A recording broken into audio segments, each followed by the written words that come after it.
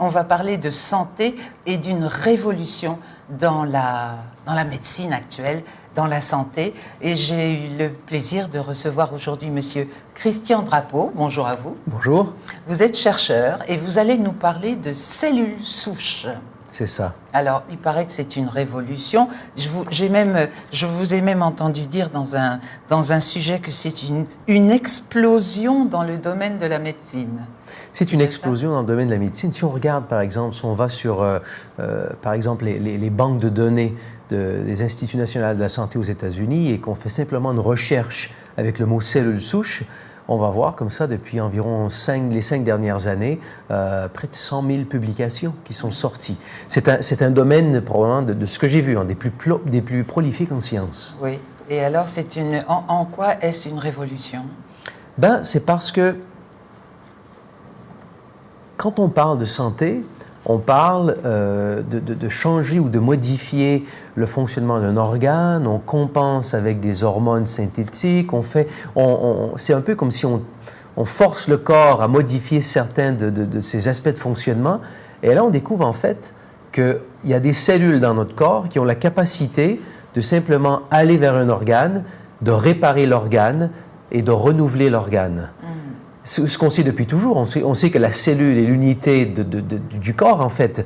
Et là, on découvre, en fait, qu'on a des cellules multipotentes dans le corps qui ont la capacité, comme ça, d'aller sans arrêt réparer le corps. Ça change toute notre compréhension de la médecine. Alors, qu'est-ce que c'est qu'une cellule souche? Une cellule qui peut réparer ce qui ne fonctionne pas? La meilleure façon de définir ce qu'est une cellule souche, je pense que c'est de définir qu'est-ce qui n'est pas une cellule souche. Toutes les cellules du corps sont des cellules qu'on dit somatiques. Cellule d'un muscle va se contracter, cellule du pancréas va faire de l'insuline, la cellule de la rétine va réagir à la lumière. Chaque cellule est spécialisée, ne fait qu'une seule chose en termes de fonction et ne va à toute fin pratique jamais se proliférer. Donc à l'autre bout du spectrum, on a une cellule souche. La cellule souche ne fait rien et se prolifère durant toute la vie d'un individu. Elle ne fait rien en ce sens que son rôle, c'est dans sa capacité à se transformer en d'autres types de cellules, en toute fin pratique, presque tous les types de cellules du corps. Alors, notre corps est constitué essentiellement de cellules, et d'ailleurs au départ, ce sont deux cellules qui se mettent ensemble pour former un spermatozoïde et un ovule qui vont former des tas de cellules qui vont se développer et puis jusqu'à donner un être humain. En fait, qui vont former la cellule souche mère totipotente, c'est-à-dire la quintessence de la cellule souche, c'est la première cellule, qui, elle, peut devenir tout l'organisme entier.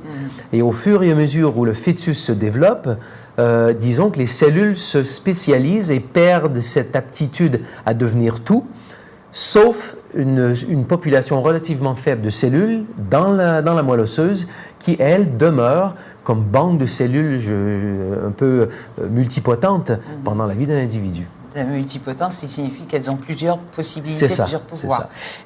Alors, on parle maintenant, donc, c'est tout nouveau, ça date de combien de temps?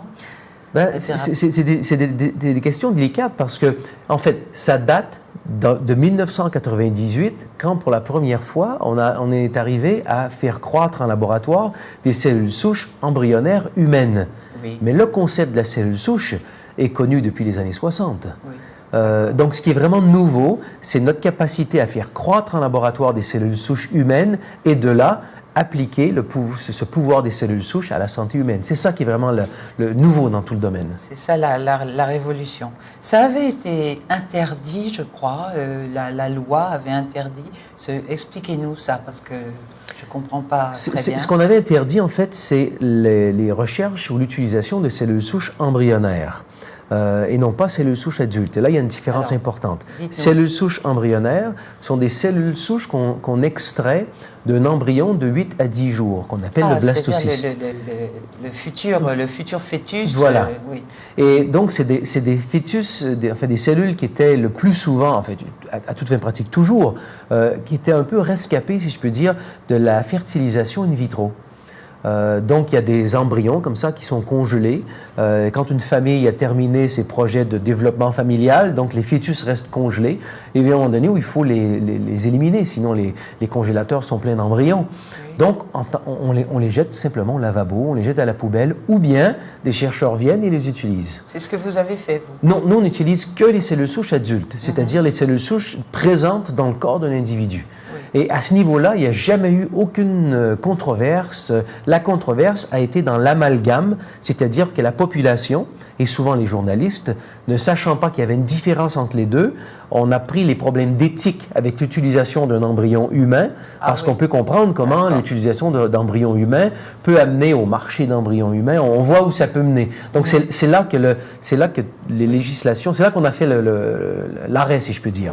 Au niveau des cellules souches adultes, aucun problème. Aucun problème, d'accord. Alors, qu'est-ce que vous en faites de ces cellules souches? Vous qui avez cherché, qu'est-ce que vous avez trouvé? Racontez-nous. Ben, nous, ce qu'on a fait, qui est un peu différent de ce qui se fait dans le domaine, on pourra y revenir après, nous, ce qu'on a fait, c'est que, en travaillant avec différentes plantes, par hasard, on a découvert une plante qui provoquait la libération de vos propres cellules souches, de votre propre moelle osseuse. Et quand on augmente le nombre de cellules souches dans le sang, on augmente tout simplement le nombre de cellules souches disponibles pour pouvoir migrer vers les différents organes. Et qu'est-ce que c'est cette plante alors? C'est une plante, c'est une algue bleue qui s'appelle, donc son nom scientifique c'est l'Aphanisomennone floss aqua, donc en abrévé on dit l'APHA.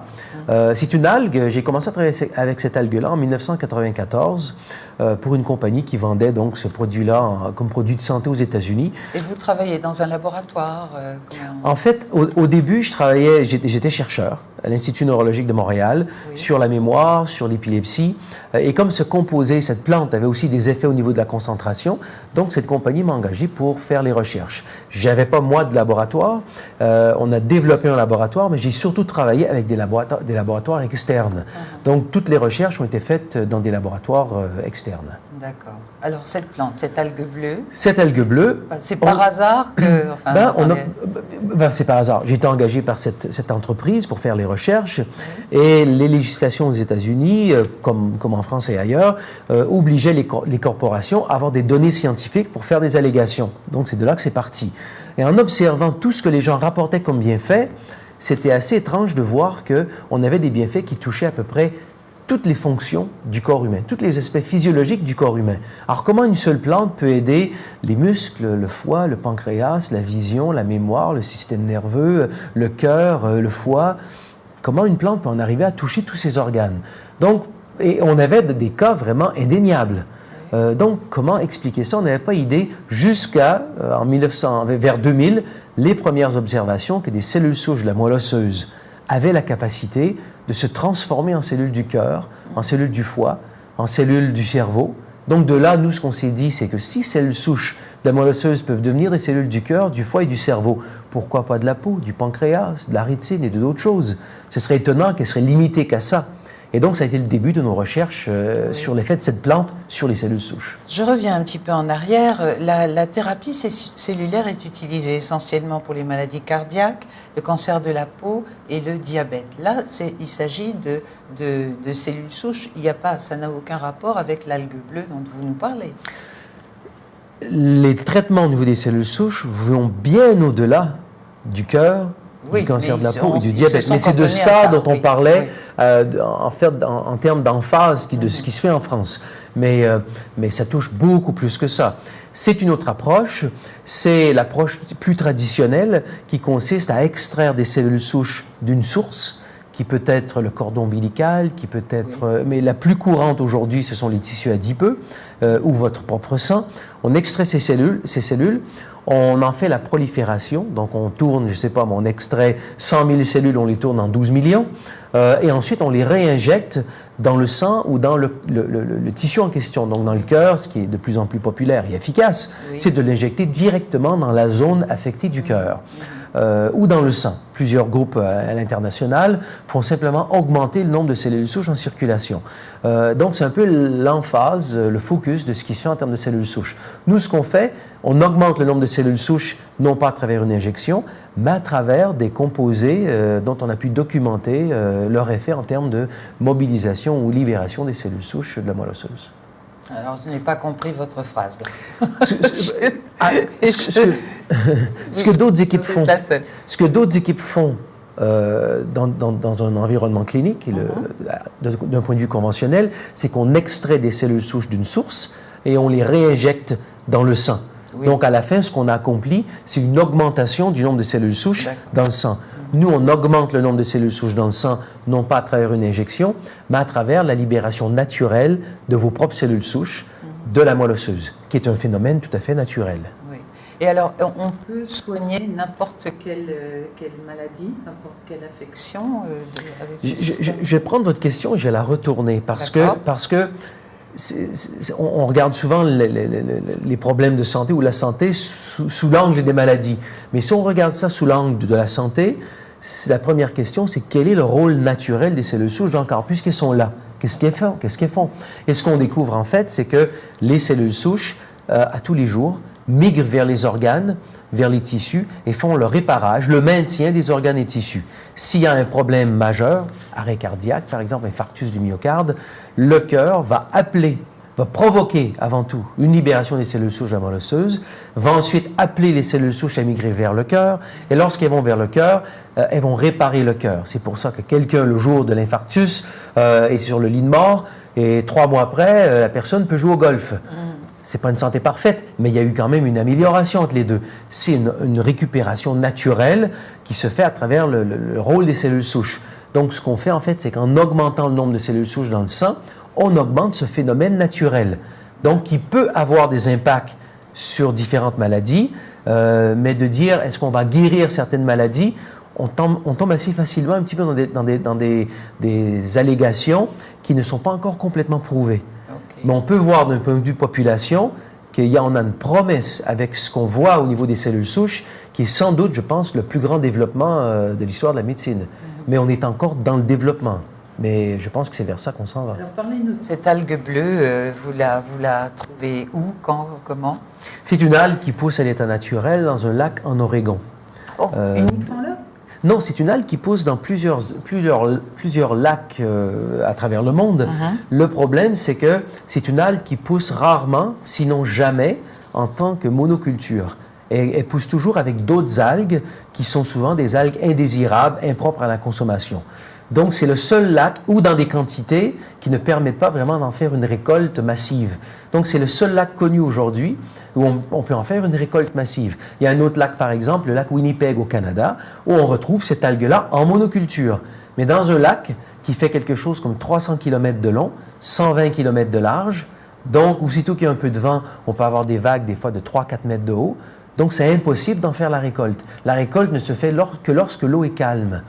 Donc, il y a toute une série de conditions environnementales dans ce lac en Oregon, le lac Klamath, et qui en fait le seul lac où c'est possible aujourd'hui de faire ces récoltes massives. Et comment vous avez pu entrer en relation avec cette algue, alors de la trouver dans ce lac? Enfin, bon, l'histoire date de la fin des années 70 avec quelqu'un qui faisait la croissance contrôlée en piscine, la croissance de spiruline.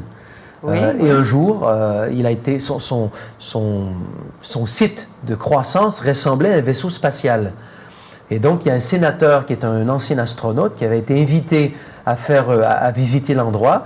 On a pris une photo, on a fait un petit article, c'est apparu dans un journal à Klamath Falls. Et là, il y a un avocat qui a lu l'article, qui a contacté Daryl Coleman, l'homme en question, qui lui a dit, si vraiment les algues vous intéressent, le lac en face de ma maison est rempli.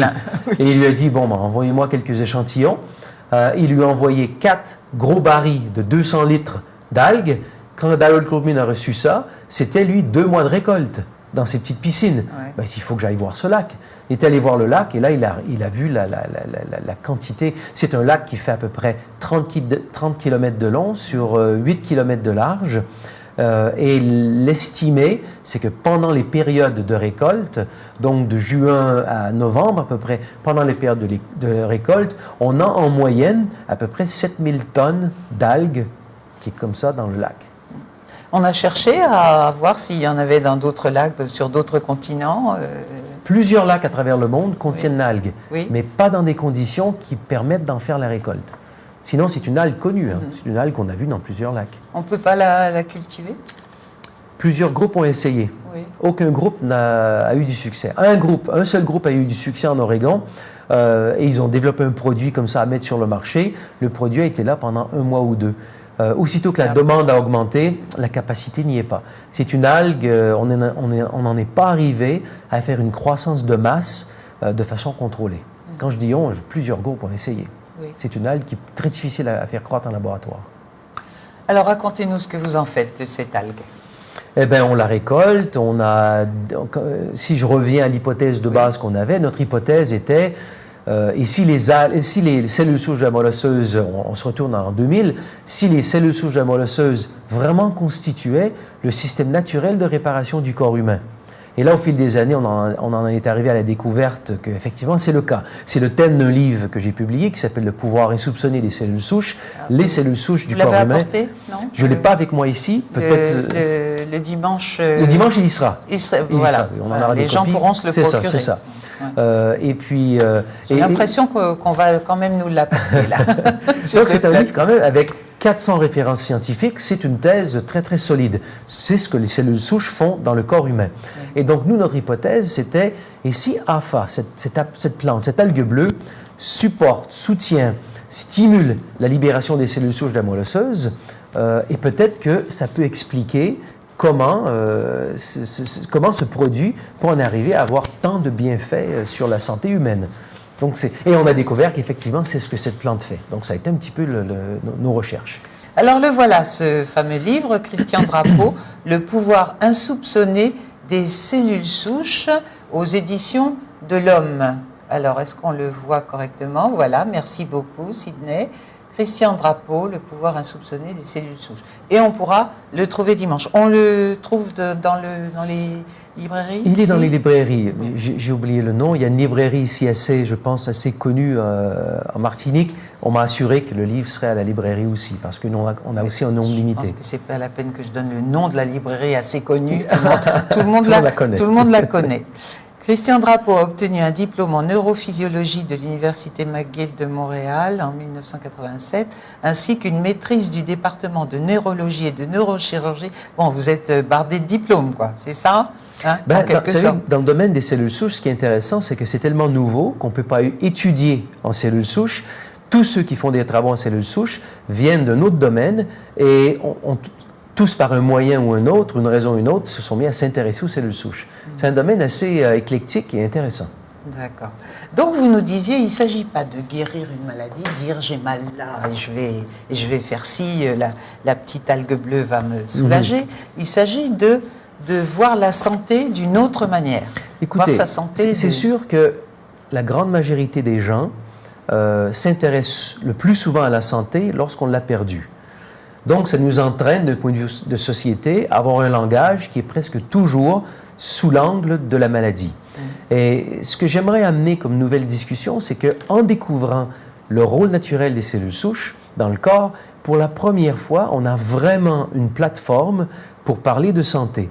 Parce qu'on le sait tous, entre santé optimale et la maladie, le diagnostic d'une maladie, il y a une vaste région grise dans laquelle on est considéré comme en santé, alors qu'on sait très bien qu'on n'a pas la mémoire qu'on avait, la vision qu'on avait, tout ça, mais on n'est pas malade. Oui. Mais on ne fait quelque chose dans le domaine de la santé que lorsqu'on est malade. Et là, quand on comprend ce que le corps fait pour se réparer, si on peut en arriver à maintenir ce système de réparation, à l'optimiser, et c'est ce qu'on voit chez les gens qui consomment nos produits, c'est que même sans maladie, les gens retrouvent une santé beaucoup plus optimale. Et donc, ça nous donne une plateforme pour pouvoir parler de la santé sous un tout autre angle. C'est ça qui m'intéresse parce que, quelque part, si on est là pour vivre, ben, mieux vaut être en santé, quoi. Mieux vaut, oui, ça c'est sûr. Et puis, vieillir en santé voilà. aussi. Vous avez rencontré, il y a quelques jours, les médecins de Martinique. Vous avez fait une réunion qui était réservée aux médecins. Comment vous ont-ils accueillis et qu'est-ce qu'il en est ressorti, si ce n'est pas indiscret? Il faut comprendre que la majeure partie des médecins qui sont donc des médecins fonctionnels, en pratique depuis plusieurs années. Je fais une parenthèse juste avant. J'étais en voyage au Bénin en juin. À côté de moi, il y avait une jeune Québécoise et je commence à lui parler. Elle venait tout juste d'être diplômée en médecine. Alors, je lui ai posé la question. J'ai dit, et les cellules souches, on vous a dit quoi? Elle me dit, les quoi? Je dis, les cellules souches. Pas. Ben, elle connaissait, mais elle connaissait parce qu'on lui avait parlé que c'était les précurseurs des cellules du sang, mais rien de plus. Alors même aujourd'hui, d'un point de vue académique, alors qu'il y a une littérature, mais c'est tellement prolifique la littérature au niveau des cellules souches, ça n'a pas encore traversé le fossé pour aller vers l'académique. Donc, quand on parle à des médecins et qu'on leur dit que les cellules souches peuvent devenir des cellules de différents organes, la première réaction, c'est de se dire, mais qu'est-ce qu'il raconte lui? Donc, il faut comprendre, et ce n'est pas une critique, hein, donc, toutes les conférences avec les médecins commencent de la même façon. Ils me regardent les bras croisés, ils regardent, et puis surtout... ouais, un air un peu méfiant. Et au fur et à mesure, on présente les données, mais il y a tellement de données, et on présente indéniable, absolument indéniable. Les gens commencent à réaliser qu'il y a vraiment des découvertes qui se sont faites au niveau des cellules souches qui ont un impact au niveau de la médecine. Et à la fin... Ben, on a des médecins qui viennent me voir et qui me disent mais on est tellement content d'avoir entendu parler de ça parce que finalement, ça donne une toute autre perspective à notre façon de traiter ou de concevoir la santé. Et c'est là, en fait, le but de ces conférences, c'est de voir que, mettons de côté le traitement, parce que, bon, c'est sûr que le traitement est impliqué dans toutes les discussions, mais pour la première fois, ça nous donne une autre façon de voir la médecine. Oui. Et ça va prendre des années avant que le changement se fasse. Oui. Mais je pense qu'on a pour la première fois cette plateforme vraiment de voir la santé d'une autre façon. Parce que il s'agit quand même d'une remise en question totale. Hein, totale. En fait, une remise en question en ce sens que, comme je le disais un peu avant... En général, les médecins n'aiment pas tellement. Hein, et c'est surtout, et je pense que c'est l'obstacle le plus grand, c'est surtout que de dire, dans un monde où la médecine consiste surtout à développer de nouveaux médicaments, de nouvelles méthodes, de nouvelles techniques sophistiquées qui nous permettent, en tant que grands chercheurs, grands médecins, grands intellectuels, quand je dis intellectuels, je ne dis pas de façon péjorative, des personnes qui ont des PhD, plein de travaux avec des brevets, etc., on arrive à aller modifier la santé d'un individu. Il y a une grande fierté académique dans tout ça. Oui. Et là, on prend du recul, on vous dit non, votre corps le fait depuis le jour où vous êtes né. On n'a qu'à supporter cette fonction naturelle du corps. Ça amène une certaine humilité qui est souvent pas présente dans le monde, je dirais, académique de la médecine, ou du moins pas assez présente. Et je dis ça avec beaucoup de respect, hein, beaucoup de respect des médecins et du corps médical. C'était pris comment? Quel genre de questions ils vous ont posé? C'est des questions de toute nature, mais souvent c'est des questions à savoir... La question la plus courante qui vient des médecins, c'est de nous dire, mais si tout ce que vous dites est vrai, pourquoi on n'entend pas parler? Oui, voilà. Et c'est une très bonne question qui est très compliquée à répondre parce que, comme tout grand phénomène de société, souvent, on trouve la réponse dans des petites habitudes de tous les jours qui culminent dans des politiques, qui culminent dans des grandes, je dirais, des grandes attitudes qui sont scellées sous des politiques académiques. Donc, par exemple, pourquoi on n'en parle pas davantage? Mais il faut comprendre que le domaine de la médecine est largement contrôlé, mais contrôlé, pas d'une façon négative, mais contrôlé par le pharmaceutique. Donc les médecins entendent beaucoup parler de nouveaux développements en médecine par les représentants des compagnies pharmaceutiques. Donc si on ne parle pas aux nouveaux étudiants de médecine de cellules souches, où vont les médecins, où vont-ils entendre parler de ça? Strictement, si eux s'intéressent au domaine et vont lire la littérature. Mais quel médecin a le temps de faire ça? Donc le phénomène de société fait en sorte que ils n'en entendent pas parler. Et on pousse ça un peu plus loin. Quand on réalise que les cellules souches permettent vraiment d'emmener une nouvelle médecine de demain, mais les traitements d'aujourd'hui sont faits comment? On prend une seringue, on extrait les cellules souches, on les fait croître dans un incubateur et on vous les redonne 3 semaines après, par exemple. Qui a fait des profits dans cette approche-là? Celui qui vend les seringues et celui qui a fait la méthode. Pas les labos. Il n'y a pas tous ces labos. Donc, ça emmène presque un ça transforme toutes les... On n'a pas essayé de vous mettre des bâtons dans les roues? C'est quand même... les laboratoires pharmaceutiques sont puissants, sont vraiment très puissants. Ils arrivent à faire des choses, à mettre sur le marché des médicaments dont on sait qu'ils sont pas bons ou des choses comme ça. Hein. Disons que c'est un peu... c'est une des raisons, si je peux dire, pour lesquelles on prend une approche très, très sans bruit, si je peux dire. On ne parle pas les gens. On ne parle pas de maladie, on ne parle de rien de ça, on ne parle que de santé. Et on laisse les gens avoir leurs propres expériences. On trouve plusieurs médecins intéressés à documenter les bienfaits. On fait la documentation des bienfaits. On a publié certains de ces bienfaits. Mais on en reste à un niveau où on ne parle qu'à ceux qui sont intéressés à développer une santé optimale et à vraiment prendre soin de leur santé. Donc, on œuvre, si je peux dire, dans des démographies, dans des champs d'intérêt qui sont complètement différents. Et donc, ça reste complémentaire. Pas marcher sur leur plate-bande. Non, et puis je dirais même que ça serait difficile de marcher dans leur plate-bande parce que la médecine d'aujourd'hui regarde des approches, des médicaments, tout ce que la médecine fait, c'est toujours sous l'angle du diagnostic. On a un problème du cœur, on fait ça. Un diabète, on fait autre chose. Mais quand on a un produit, dysfonctionnement voilà. pour Alors que quand on a un produit qui fait quelque chose au niveau d'une fonction physiologique, on libère des cellules souches. C'est tout, hein, on ne fait rien de plus. Mais ces cellules souches qui ont été libérées vont naturellement aller vers le cœur, naturellement aller vers le pancréas, naturellement aller vers la peau. Donc, comment est-ce qu'on peut documenter un produit qui a une fonction physiologique dans un monde où on documente les choses pour des problèmes? Supposons qu'on en fait une preuve, le produit est bon pour les problèmes cardiaques, par exemple. Alors, on ne peut plus l'utiliser pour les problèmes du diabète. À ce moment-là, il faut faire les recherches aussi pour le diabète, mais on ne peut pas l'utiliser pour les problèmes du foie. Alors, on rentre dans un domaine où les frais de recherche pour pouvoir prouver un produit pour tous les problèmes pour lesquels il pourrait être utile, ça devient impossible. Donc, on le garde strictement comme un produit de santé optimale, point. Et c'est que de ça dont on parle. On va revenir au produit, puisqu'il est commercialisé. Enfin, en tout cas, il y a des personnes ici en Martinique qui sont chargées de ça. Vous nous préciserez les choses. Mais à propos de cellules souches, on parle aussi de processus pour faire rajeunir des gens, la vie éternelle. Qu'est-ce que vous pouvez nous dire de ce domaine-là? Ça vous fait sourire? Ça me fait sourire parce que c'est évident quand on parle de cellules souches qui sont immortelles, de cellules souches qui réparent les organes. Donc, ça nous emmène évidemment à penser à l'immortalité. Oui.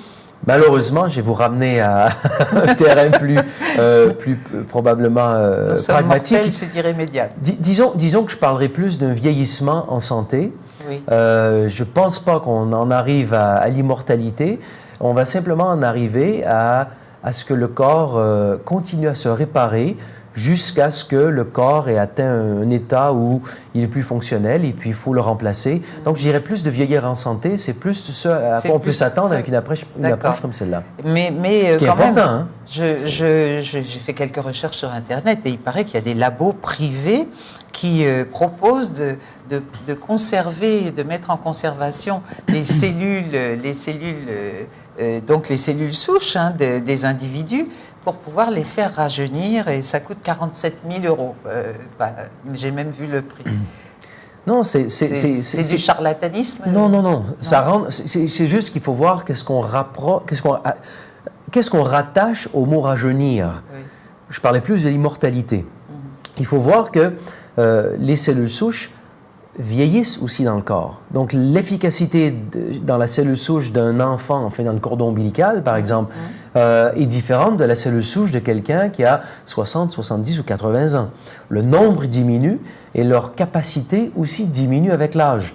Donc, on continue à se réparer durant toute notre vie, mais notre capacité quand même à se réparer diminue quand même avec l'âge, ce qui entraîne donc le vieillissement. On parle d'un vieillissement en beauté, si je peux dire, de mieux vieillir, mais il y a vieillissement quand même. Lorsque on conserve nos cellules souches jeunes, qu'on les extrait au moment de la naissance, par exemple, si un jour on nous réinjecte ces cellules souches, eh bien effectivement, ça va nous permettre de reconstruire, parce que les cellules souches, quand on les injecte dans le sang, elles s'en vont au niveau des organes, mais quand elles ne vont pas au niveau des organes, après quelques heures, elles vont au niveau de la moelle osseuse. Et donc, elles repopulent la moelle osseuse de nouvelles cellules souches jeunes. Donc, Je connaissais pas Repopulate. Je travaille en anglais depuis des années. Hein. Parfois, j'utilise quelques anglicismes. Je vous demande pardon. Mais donc quelqu'un peut retrouver au niveau de sa moelle osseuse des nouvelles cellules jeunes. Mais là où je vous dirais une discussion assez objective, c'est que ce n'est pas nécessaire que ce soit vos cellules souches. Vous pouvez aujourd'hui aller dans des labos qui vont vous injecter des cellules souches de cordon ombilical. Donc, vous n'êtes pas obligé d'investir 47 000 € pour congeler vos cellules souches et les conserver pendant des décennies avant de les utiliser. Vous pouvez utiliser, c'est déjà disponible dans différents labos à travers le monde. Et vous pouvez aussi avoir de grands bienfaits à relibérer vos propres cellules souches aussi, avec des frais, mais de loin inférieurs à 47 000 €. Mais ce n'est pas un message qui est mensonger en soi. D'accord. Eh bien, on en vient à ce produit-là, cette petite algue bleue. Le produit est en fait un concentré de cette algue bleue qui concentre les composés actifs dont on a documenté. Ça se présente comment? C'est une capsule qui est verte, en fait, parce qu'elle est faite de produits à majeure partie verte. L'algue bleue est verte.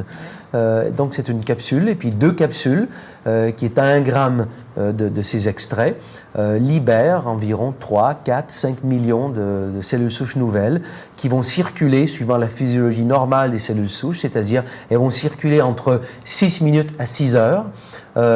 Migrer vers différents organes, et si elles ne trouvent pas d'organes comme ça à les réparer, elles retournent à la moelle osseuse. Et donc, on peut faire ça quelques fois par jour, et on peut voir rapidement comment, en libérant comme ça plusieurs millions de cellules souches, comment le corps peut, au fil des semaines, quand même trouver un effet de rajeunissement, ou je dirais un effet de renouvellement.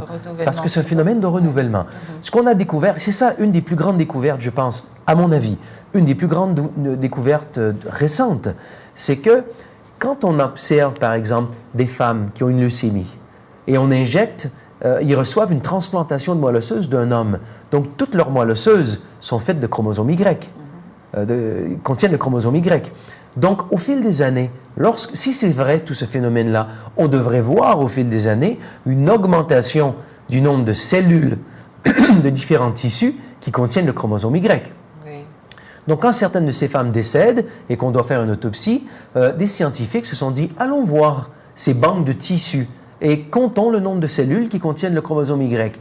Et on a découvert à travers ce genre d'études et plein d'autres études que d'une façon générale, effectivement, le corps humain se renouvelle constamment et chaque tissu se renouvelle à un rythme différent. On a un nouveau pancréas tous les 4-5 ans, un nouveau poumon tous les 4-5 ans, nouveau foie tous les 2-3 ans. Donc, c'est pas étonnant. Ce serait beaucoup plus étonnant de se dire qu'à 60 ans, on a une guenille de 60 ans, ou 70 ou 80.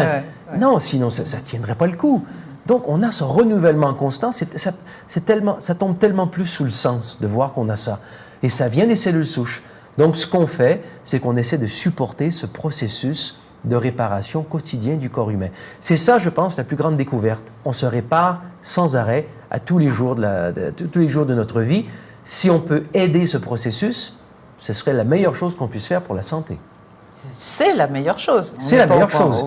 L'exercice, voilà, l'exercice physique intense libère les cellules souches. Le stress prévient la capacité des cellules souches à proliférer et à migrer dans les tissus. La cigarette prévient la prolifération des cellules souches. Le sommeil profond favorise la prolifération des cellules souches. Donc, on voit déjà se pointer à l'horizon que les recherches nous disent que déjà plein de choses dont on sait que c'est bon pour la santé a un effet au niveau des cellules souches, ou c'est pas bon pour la santé, a un effet néfaste au niveau des cellules souches. Donc, il y a plein de choses qu'on peut faire comme ça pour se garder en santé, et on a découvert des composés naturels qui favorisent la libération ou la circulation ou la migration des cellules souches. Ayant découvert un peu ça, on en a fait un peu la mission de notre entreprise, c'est ça. Très bien. J'ai vu quelqu'un que je connais qui a expérimenté vos produits juste avant l'émission, qui m'a dit, il témoigne, hein, c'est formidable. Vous aurez dimanche, enfin samedi et dimanche, des gens qui vont témoigner, qui vont apporter leur... oui. Ah oui, je vous dirais que une de nos tâches les plus importantes, c'est de pacifier les personnes qui ont des histoires, parce qu'il faut toujours leur dire... vraiment, on garde un message de maintien de santé, mais on a des résultats. Quand vous dites pacifier, c'est-à-dire les freiner un peu parce qu'ils sont tellement enthousiastes. Oui, si on les écoute, tout le monde en chaise roulante va pouvoir mettre de côté leur chaise roulante et courir un marathon. Donc, il faut souvent un peu contrôler ça. Il faut les freiner. Mais oui, effectivement, le produit est en vente dans 24 quelques pays et partout où on va, on a des résultats. C'est en vente en France? C'est en vente en France, bien sûr. Parce que je ne sais pas, c'est quand même surprenant de n'avoir jamais entendu parler de ça. C'est la conséquence, je pense, de l'attitude conservatrice qu'on a pris depuis le début, de ne pas faire d'allégations qui vont au-delà de ce que le produit fait. Le produit ne guérit rien, le produit ne fait rien d'autre que de supporter le phénomène naturel de réparation, de renouvellement des tissus naturels. On s'en tient qu'à ça. Donc, ça diminue un petit peu, je peux dire, la rapidité du développement, mais au moins, ça reste crédible, ça reste fort, et puis ça reste dans ce que les législations permettent. Alors, le traitement, il se fait sur quelle longueur de temps? Enfin, le traitement, je ne sais pas si je peux l'appeler comme ça. Déjà, vous voyez, je m'en suis rendu compte en le disant. On prend ce produit pendant combien de temps? Est-ce que c'est ad vitam aeternam? On va le prendre jusqu'à sa mort? Voilà, 2 réponses à votre question. C'est différent pour chaque personne. Donc, il y a des personnes qui peuvent prendre ces capsules, ces gélules, et en 2-3 jours, commencent à avoir des bienfaits. Il y en a d'autres, ça va être après 2-3 mois. Donc, c'est vraiment différent pour chaque personne. Mais la question la plus importante, c'est que, et juste avant de répondre à la question, je fais une petite parenthèse. Quand on découvre justement qu'il y a ce renouvellement naturel des tissus, dans un monde où l'explication du développement des maladies, c'est la perte des cellules. Je perds les cellules qui font l'insuline, j'ai le diabète. Je perds les cellules de la rétine, dégénérescence maculaire. Je perds la cellule qui fait la dopamine au cerveau, Parkinson. Toutes les maladies dégénératives sont causées par la perte d'un type de cellule. Mais quand on réalise qu'à tous les jours, on répare les tissus, donc à la fin, les maladies ne sont pas causées par une perte de cellules, c'est par une perte de l'équilibre entre perte et renouvellement. Donc, c'est hyper important parce que finalement, ça nous donne une toute autre méthode pour maintenir la santé, c'est d'appuyer, de soutenir ce phénomène de réparation. Donc, quand on sait ça, si d'aider les cellules souches nous a amené à retrouver la santé, pourquoi arrêter une fois qu'on a fait ça? Donc, pendant combien de temps on les prend? Quand on comprend de quelle façon on perd notre santé, ben on fait ce qu'on peut pour maintenir la santé. Donc, je pense, moi, c'est quelque chose... Je suis en santé et je prends ces produits tous les jours. Oui. Okay. C'est à la portée de toutes les bourses? C'est la raison pour laquelle on a... Oui, je crois que oui, hein, c'est dans la moyenne de prix qui se fait en termes de suppléments alimentaires, mais on a développé un système de réseau qui est par référence, qui permet à chacun de se trouver des consommateurs, ce qui va leur permettre de payer leurs propres produits. Donc, on a développé un système de distribution qui fait en sorte que chacun a la capacité d'avoir ses produits gratuits. Comment ça, gratuit? Non, je veux en venir, c'est que c'est un système de distribution par référence, par palier multiple. C'est un système de distribution où, si vous trouvez des consommateurs, donc quand eux achètent des produits, vous pouvez vous générer des commissions. Et donc, vous pouvez vous générer des commissions qui vous permettent d'acheter vos produits. Donc, mais tout le monde ne veut pas être distributeur du produit. Non, attention, on donne la capacité, on donne l'opportunité. Sinon, vous ne faites qu'acheter des produits comme consommateur. Ça s'arrête là. Et comment les choisissez-vous, vos distributeurs? Il y a des critères particuliers? Pas du tout. Si vous êtes intéressé à prendre des produits, vous êtes intéressé à vous générer des revenus pour vous payer vos propres produits, vous êtes le bienvenu. Il y en a beaucoup en Martinique? On en a beaucoup. Hein. On est rendu à presque 1% de la population, je crois. On est quoi, 4000 quelques? Ah bon? Ou près de 4000, quelque chose comme ça. Consommateurs et distributeurs en général. Ah bon? Je croyais que vous parliez distributeurs, 1000 quelques. Ouais. Ah bon. D'accord. Non, on a un succès vraiment intéressant en Martinique. Ouais. Puis on en parle sur Facebook aussi, sur les réseaux sociaux. Oui. Des équipes comme ça de distributeurs très fortes en Martinique. Ceux qui voudraient même l'utiliser pour s'en développer un business, vous avez un support ici en Martinique qui est impressionnant. Ouais. Dans quel autre pays êtes-vous installé à part la France et les colonies? Ben, en Europe, on est en France, on est en Espagne, on est en Allemagne, on est en Angleterre, en Bulgarie. À partir d'octobre, je crois, on ajoute l'Italie, le Portugal, l'Irlande, l'Autriche, j'en passe quelques-uns. On est au Canada, les États-Unis, Mexique, Colombie, Équateur. Alors l'Afrique et l'Asie? L'Afrique, on est